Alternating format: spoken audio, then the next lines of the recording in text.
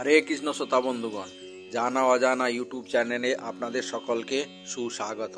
বন্ধুগণ, আজকের এই এপিসোডে আপনাদের জন্য এনেছি গোপাল ভাঁড়ের একটি অদ্ভুত কাহিনী। খুব ভালো লাগবে আপনাদের। আর কাহিনীটির নাম গোপাল ভাঁড়ের বোকা মানুষ খোঁজা। তাহলে এবার শুরু করা যাক। তার আগে আপনাদের কাছে অনুরোধ, যদি এখনও আমাদের জানা অজানা সদস্য না হয়ে থাকেন তাহলে চ্যানেলটি সাবস্ক্রাইব করে বেল আইকনটি ক্লিক করতে ভুলবেন না। এবারে তাহলে শুনুন। একবার রাজা কৃষ্ণচন্দ্র তার সভাসদদের প্রশ্ন করলেন যে সব থেকে শক্তিশালী জিনিস কি। এ কথা শুনে অনেকে অনেক রকম উত্তর দিল।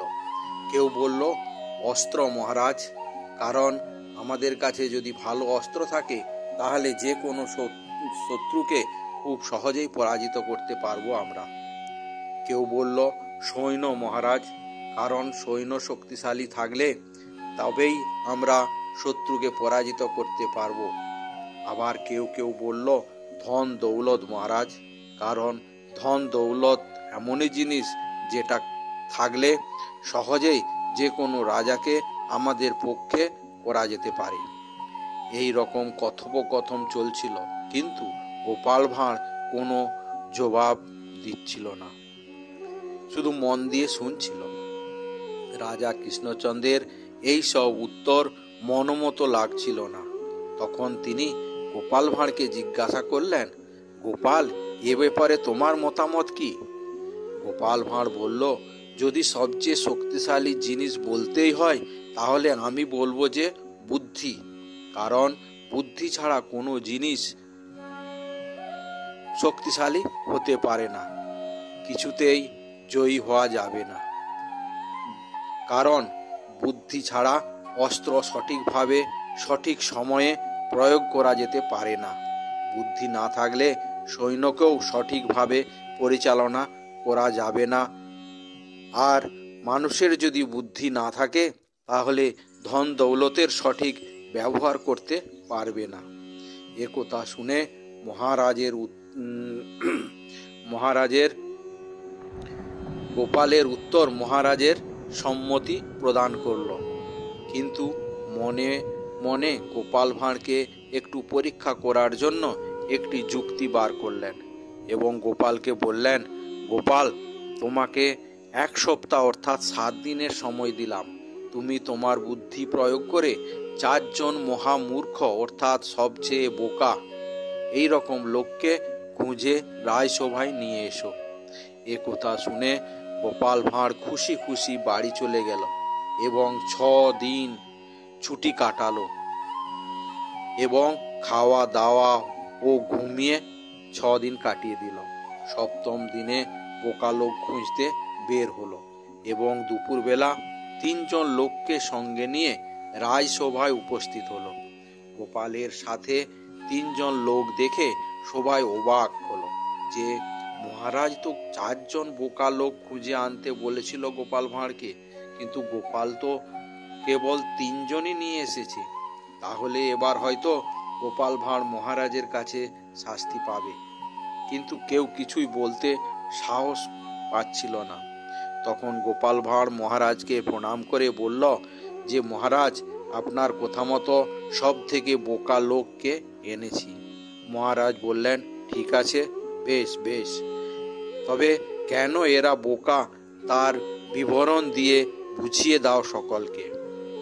তখন গোপাল রাজসভাতে বোঝাতে শুরু করলো, মহারাজ, এটি হলো বোকা নম্বর 1 অর্থাৎ 1 নম্বর বোকা। এর নাম হলো লেলা। কাল রাতে বিছানাতে মশারি খাটিয়ে সারা রাত মশারির চারদিকে ঘুরছিল। দেখে মনে হচ্ছিল যে কোনো মন্দিরে যেন পরিক্রমা করছে। লেলাকে জিজ্ঞাসা করলাম, তুমি কি করছো লেলা? লেলা বলল, দেখো না গোপাল দাদা, কাল সন্ধে থেকে মশারি খাটিয়ে শুভ বলে ভাবছি, কিন্তু মশারির দরজায় আর পা খুঁজে পাচ্ছি না। তাই এখন ভাবছি দোকানদারকে গিয়ে বলবো মশারির টাকা ফেরত দাও, কেননা তুমি মশারির দরজা বানাতেই ভুলে গেছো। এ কথা শুনে সকল সদস্যরা হাসাহাসি শুরু করে দিল। তারপর গোপাল ভাঁড় বলল, মহারাজ, এটি হলো বোকা নম্বর 2 অর্থাৎ দ্বিতীয়। এর নাম হলো হাঁদা। এর বুদ্ধি এত বেশি যে পথে দেখলাম একটা আটার ব্যাগকে নিজের মাথায় নিয়ে গাধার পিঠে চেপে যাচ্ছে। জিজ্ঞাসা করলে হাঁদা উত্তর দিল, দেখো না গোপাল দাদা, আমি আবার কারো কষ্ট দেখতে পারি না, তাই আটার ব্যাগটা ও যদি গাধার পিঠে রাখি তাহলে গাধাকে দুটো ওজন বইতে হবে, আমার ওজন এবং আটার ব্যাগের ওজন। তাই আটার ব্যাগটা আমার মাথায় নিয়ে আমি গাধার পিঠে চেপে যাচ্ছি। এ কথা শুনে মহারাজ সহ সকল সভাসদগণ জোর জোর সে হাসতে আরম্ভ করল।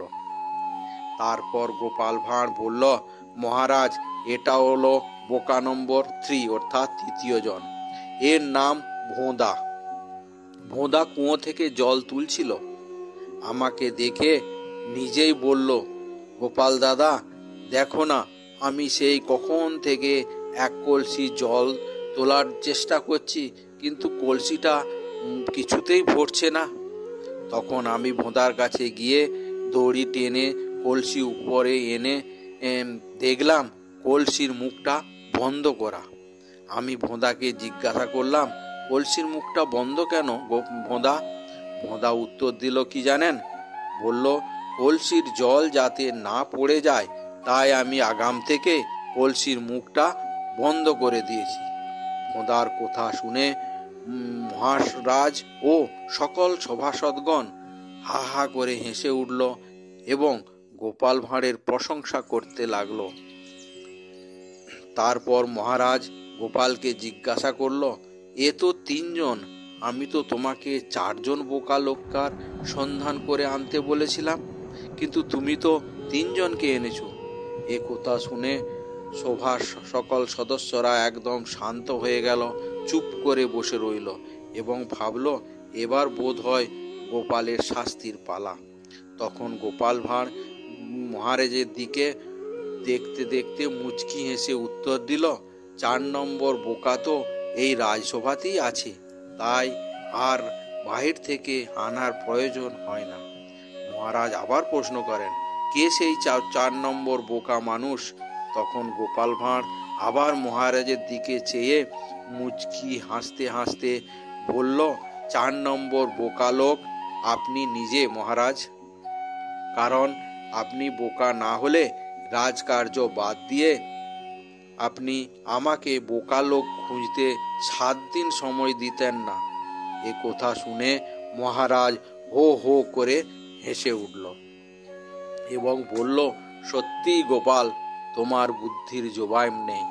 এ কথা বলে মহারাজ গোপাল ভাঁড়ের জন্য একটি সুন্দর পুরস্কারের ঘোষণা করলেন। আর সভাসদরা সকায় জোর করে বলল, জয় গোপাল ভাঁড়ের জয়, জয় গোপাল ভাঁড়ের জয়, জয় গোপাল ভাঁড়ের জয়। তাহলে বন্ধুগণ, আজকের কাহিনীটি আপনাদের কেমন লাগলো কমেন্টস করে জানাবেন। ভালো লাগলে লাইক করবেন এবং অন্যদের শোনার সুযোগ করে দেওয়ার জন্য শেয়ার অবশ্যই করবেন। আজকের এপিসোড এখানেই শেষ করছি। আবার দেখা হবে একটি নতুন এপিসোড নিয়ে। জয় হিন্দ, জয় ভারত।